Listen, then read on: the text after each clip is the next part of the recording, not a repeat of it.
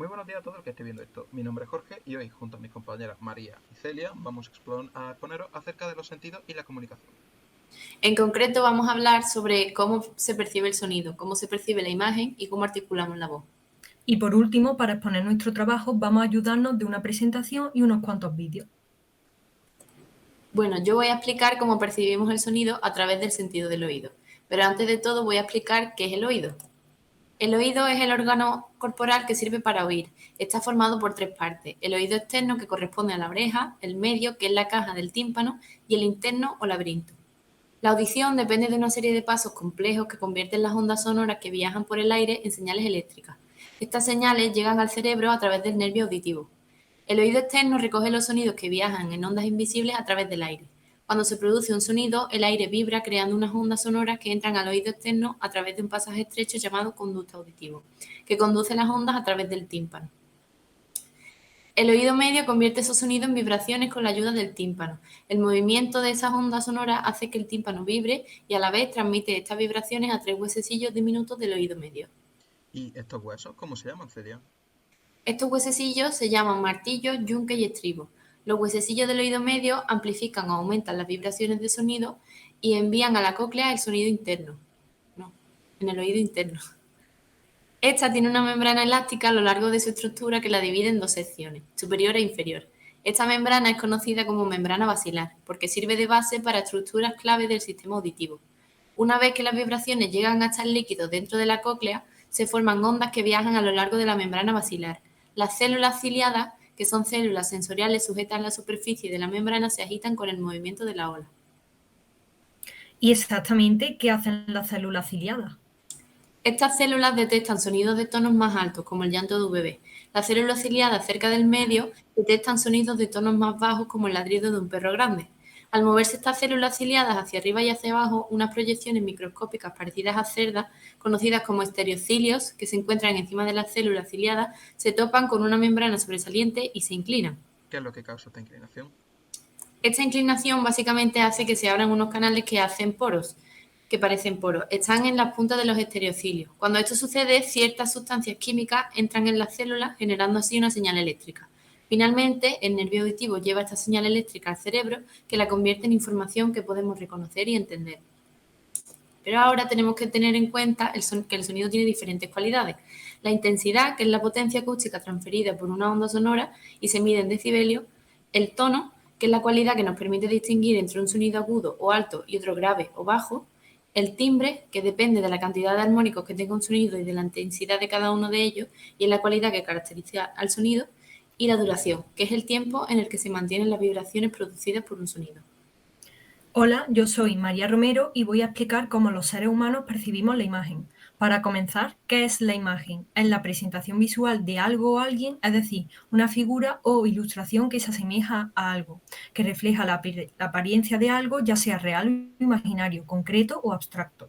¿Podríamos decir entonces, María, que cada persona percibe una misma imagen de forma diferente? Exactamente, podemos decir que cada persona percibe la misma imagen de manera diferente, independientemente de su agudeza o problemas visuales. En contextos científicos, técnicos, y la imagen puede tener un valor meramente denotativo o ser clave para la comprensión del mensaje de texto.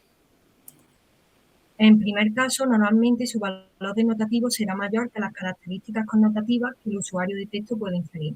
En el caso de la imagen, apoya el texto con una función representativa o interpretativa. Su valor connotativo es esencial, pues la imagen ayuda a retener información en nuestra memoria, de modo que se puede utilizar para reproducir imágenes conceptuales. Proseguimos con algo muy importante: cómo funcionan nuestros ojos. Funcionan de forma similar a una cámara fotográfica. Tienen una lente llamada cristalino que permite ajustar la imagen según la distancia a la que se encuentre para que quede enfocada en la retina; un diafragma llamado pupila, cuyo diámetro está regulado por el iris; y un tejido sensible a la luz, que es la retina, y corresponde a la película o al sensor de la cámara. Todo eso lo entiendo, pero ¿cómo circula la luz por dentro del ojo exactamente?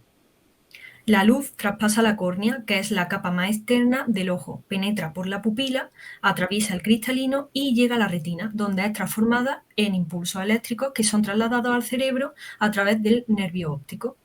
¿Nos podrías poner un ejemplo? Por ejemplo, para el ser humano, cuando un rayo de luz pasa de una sustancia transparente a otra que tiene diferente densidad, su trayectoria se desvía, lo que se conoce con el nombre de refracción. Y por último, para que las imágenes se vean nítidas, los rayos de luz que penetran en el ojo deben cambiar de dirección o refractarse y quedar enfocados con exactitud en la retina. La cantidad de refracción necesaria para que un objeto se enfoque en la retina depende de la distancia a la que se encuentre el objeto. Si está más lejano, se requerirá menos refracción que cuando está cerca. Bueno, creo que ha quedado todo bastante claro. Ahora es mi turno y voy a hablaros, nunca mejor dicho, sobre cómo articulamos la voz. La voz es el sonido producido por el ser humano o los animales cuando el aire es expulsado a través de la garganta y hace que vibren las cuerdas vocales. El aire procedente de los pulmones es forzado durante la expiración a través de la glotis, haciendo vibrar los dos pares de cuerdas vocales. Las cavidades de la cabeza relacionadas con el sistema respiratorio y nasal actúan como resonadores. Y Jorge, ¿en qué se basa su funcionamiento? Su funcionamiento se basa en emitir vibraciones en estas cuerdas vocales, causando sonidos diferentes que se han organizado en diferentes fonemas, con los que nos comunicamos entre nosotros, emitimos sonidos de forma involuntaria, a modo de impulso nervioso. El sistema vocal se puede dividir en tres aparatos que actúan en los procesos de este: el aparato respiratorio, el aparato de fonación y el aparato resonador. ¿En qué consiste cada aparato? Respecto al aparato respiratorio, por el que circula el sonido, los componentes que procesan la voz son la tráquea, los pulmones, el diafragma y la nariz. Con respecto al aparato de fonación, donde se genera el sonido, los componentes que se procesan en la voz son la laringe y las cuerdas vocales. Por último, con respecto al aparato de resonancia, donde la voz adquiere el tono y el timbre característico de cada persona, sus componentes que procesan la voz son la cavidad bucal, la faringe, el paladar óseo y los senos maxilares y frontales. Las cuerdas vocales, donde se genera el sonido principalmente, permiten modular la frecuencia de la onda por la que transmite la voz, generando frecuencias más graves o agudas. El rango en el que se mueve cada persona se denomina tesitura. La tesitura de cada persona es propia de su anatomía vocal y delimita hasta qué frecuencias puede llegar cada persona. Además, otro de los factores que establece tu tesitura es el género, ya que los hombres tenemos cuerdas vocales más grandes que las mujeres, lo que nos permite llegar a frecuencias más graves, pero no limita a las más agudas. Las características de la voz humana principales se dividen en el espectro, la duración y la envolvente. El espectro de la voz es la onda por la que se transmite, la cual se divide en el ciclo principal y los ciclos de menor intensidad denominados armónicos. En la voz humana se han llegado a observar hasta 35 armónicos en una sola onda. ¿Y por qué se delimita la duración de la voz? La duración de la voz viene delimitada por la capacidad respiratoria de cada persona. Es el tiempo que una persona puede respirar tras haber inspirado una sola vez. La envolvente de la voz viene dada por la diferencia que ésta pasa durante su envío, ya que debido a la resonancia de nuestro cuerpo, ésta sale con un ataque de mayor intensidad, se mantiene en el aire de forma estacionaria y termina extinguiéndose gradualmente. La voz se percibe a través del oído, del cual ya hemos hablado a modo de mensaje utilizando códigos llamados lenguajes, en los que la voz humana se ha dividido para comunicarnos entre nosotros. Y bueno, hasta aquí toda nuestra presentación. Esperamos que os haya gustado y hayáis aprendido un poco más con nuestro trabajo.